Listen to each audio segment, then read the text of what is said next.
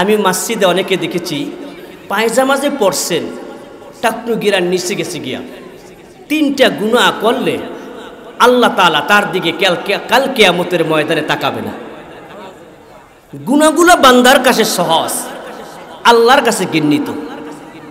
আবার বলছি গুনাহগুলো, এই বাচ্চারা এদিকে যাও, গুনাহগুলা মানুষের কাছে সহজ, আল্লাহর কাছে ঘৃণিত। দেখবেন আমি আপনাদেরকে বলতেছি, দেখেন গুনাহগুলো আমাদের সমাজে অনেক মানুষ সসার অসার করতেই আছে। 1 নম্বরে ওই ব্যক্তির দিকে আল্লাহ তাআলা কিয়ামতের ময়দানে তাকাবে না যেই ব্যক্তি, যেই পুরুষ টাকনু গিরার নিচে লুঙ্গি পায়জামা প্যান্ট পরিধান করে। আছে কি আছে না সমাজে? আরো জোরে বলতে হবে। তাহলে আজকে থেকে এই কাজটা আর করবেন না। সবসময় খেয়াল রাখবেন আপনার পায়জামা লুঙ্গি প্যান্ট আপনার টাকনুর উপরে আছে কিনা। আল্লাহর শাস্তি হচ্ছেন কাল কিয়ামতে আল্লাহ তার দিকে তাকাইবেন, এতটা ঘৃণিত। কিন্তু আমাদের সমাজে কিন্তু অনেক মানুষ লুঙ্গি এমনভাবে পেন্দে রাস্তা ঝাড়ু দিতে যায়। আছে কি আছে না? এর আমি সিটিং আছে কি আছে না? আল্লাহ তুমি তার হেদায়েত দান করো, আমিন কোন। আল্লাহর শাস্তি হচ্ছে আল্লাহ তার দিকে তাকাবে না। দুনিয়ার শাস্তি কি? তার চরিত্র খারাপ থাকে।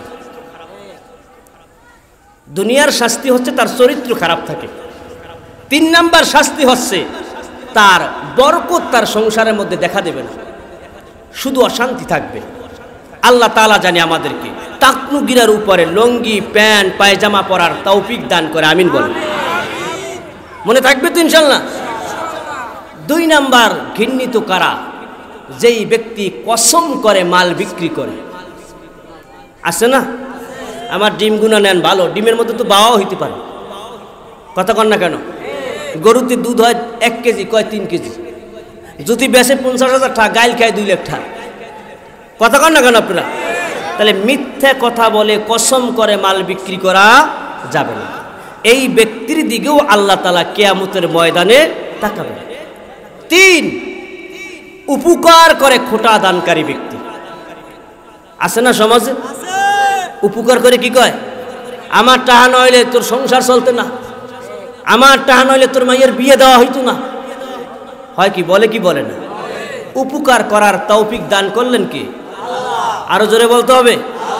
কিন্তু আপনি গৌরব করলেন কেন? বরংস উপকার করো তো আপনি খুশি হওয়া উচিত ছিল, শুকর আদায় করা উচিত ছিল।